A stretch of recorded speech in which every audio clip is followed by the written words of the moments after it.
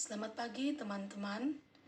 Di pagi hari ini saya akan mempresentasikan tugas mata kuliah teori pengambilan keputusan. Sebelum saya menjelaskan, saya akan memperkenalkan diri. Nama saya Roslin Melianti Banibala, kelas AB Manajemen Ekstensi. Materi yang akan saya jelaskan di sini yaitu mengenai konflik dan pengambilan keputusan. Untuk konflik dan pengambilan keputusan di sini terdiri dari 4 bagian, yaitu A. Definisi konflik, B. Pengambilan keputusan dalam kondisi konflik, C. Sebab-sebab timbulnya konflik, dan D. Jenis-jenis konflik. Kita akan masuk di dalam definisi konflik. Konflik adalah sebuah persepsi yang berbeda dalam melihat sesuatu situasi dan kondisi yang selanjutnya teraplikasi dalam bentuk aksi-aksi sehingga telah menimbulkan pertentangan dengan pihak-pihak tertentu. Definisi konflik di sini ada beberapa para ahli mengartikannya, yaitu yang pertama yaitu Stephen P. Robbins. Stephen P. Robbins mendefinisikan konflik sebagai suatu proses di mana A melakukan usaha yang sengaja dibuat untuk menghilangkan usaha-usaha B dengan sebentuk usaha untuk menghilangi, sehingga mengakibatkan frustasi pada B dalam usaha untuk mencapai tujuan. Para ahli yang kedua yaitu Luthans V. Dia mengartikan bahwa konflik merupakan ketidaksesuaian nilai atau tujuan antara anggota organisasi. Para ahli yang ketiga yaitu Dubrin A.J. mengartikan konflik mengacu pada pertentangan antara individu atau kelompok yang dapat meningkatkan ketegangan akibat saling menghalangi dalam pencapaian tujuan. Dan para ahli yang terakhir yaitu T. Hani Handoko mengartikan bahwa konflik pada hakikatnya konflik dapat didefinisikan sebagai segala macam interaksi, pertentangan, atau antar organistik antara dua atau lebih pihak.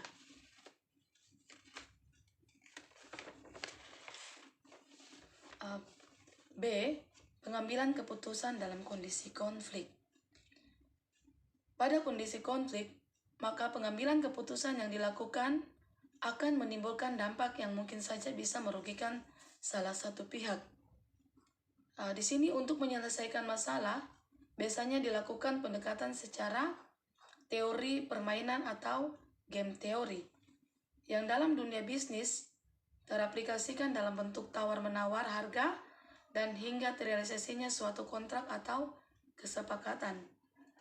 Kondisi pengambilan keputusan dalam kondisi konflik di banyak literatur bisa kita persamakan dengan kondisi keputusan yang berisiko, seperti yang dikemukakan oleh Kamaluddin, yaitu kadangkala pengambilan keputusan dihadapkan pada masalah dengan situasi atau kondisi masa depan tidak pasti, tetapi ia bisa membuat perkiraan-perkiraan atau probabilitas kemungkinan terjadinya kondisi tersebut.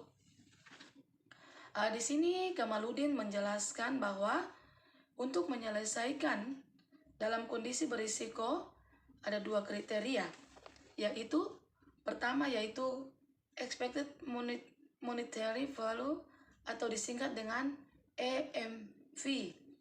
Sedangkan yang kedua yaitu expected opportunity loss yang disingkat EOL. Kedua kriteria ini akan memberikan nilai secara konsisten, di mana apabila dengan kriteria EMV telah memutuskan X sebagai suatu keputusan terbaik, maka dengan kriteria EOL juga memberikan keputusan yang sama, yaitu X sebagai keputusan terbaik.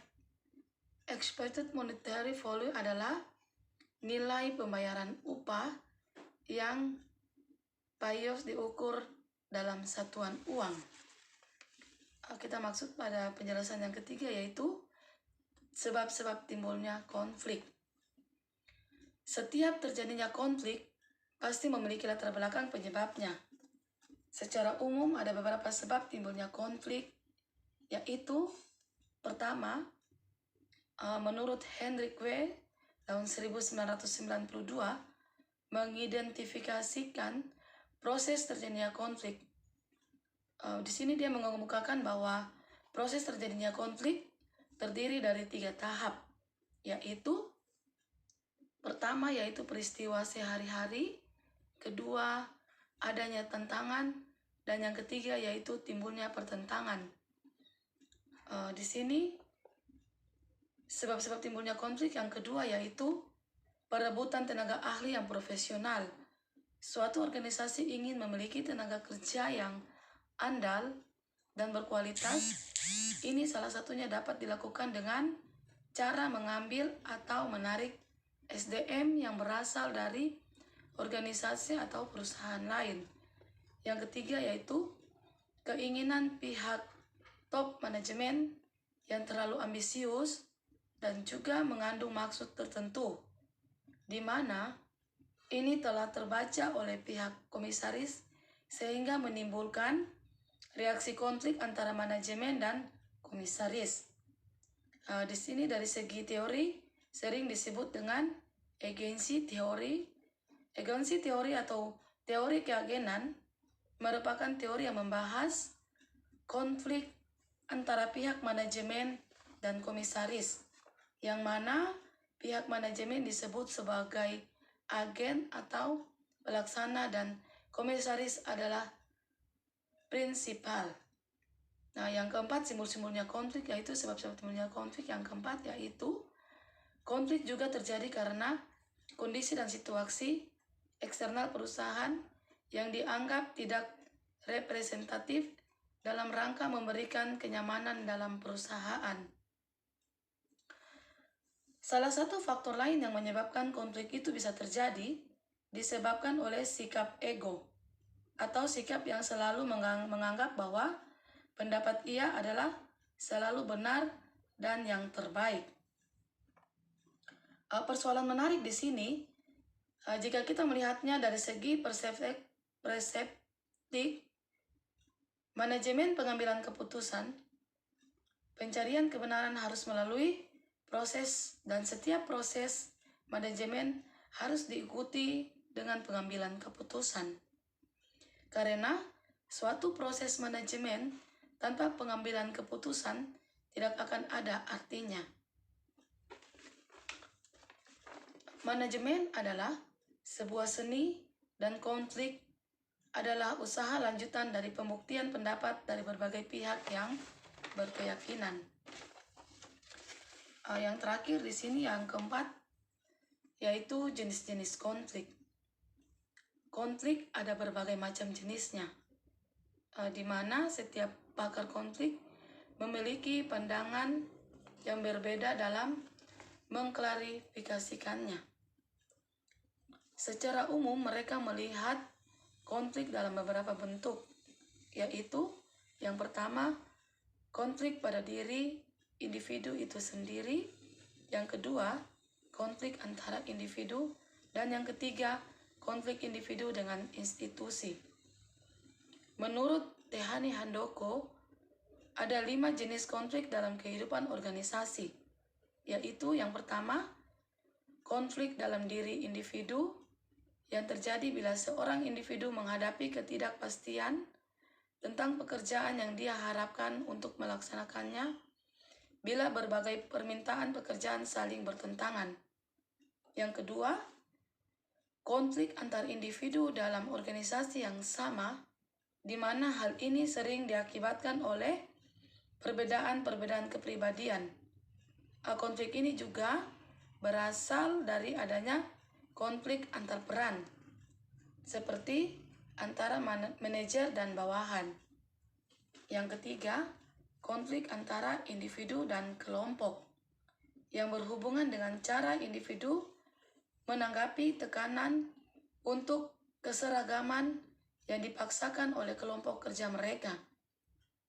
Sebagai contoh di sini yaitu seorang individu mungkin dihukum atau diasingkan oleh kelompok kerjanya karena melanggar norma-norma kelompok.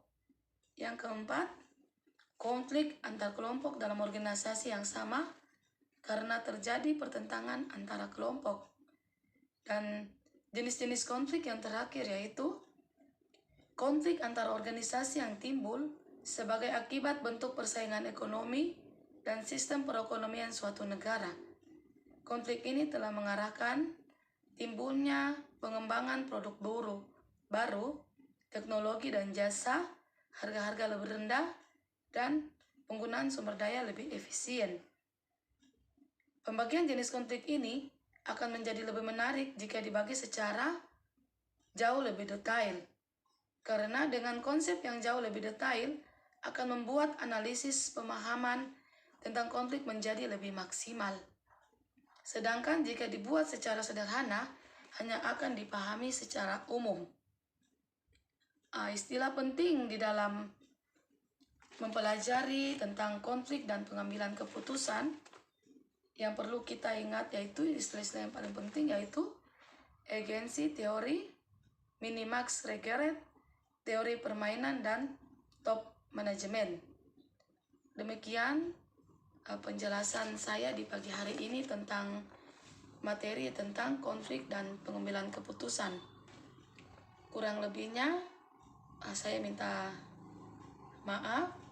Demikian penjelasan saya. Terima kasih.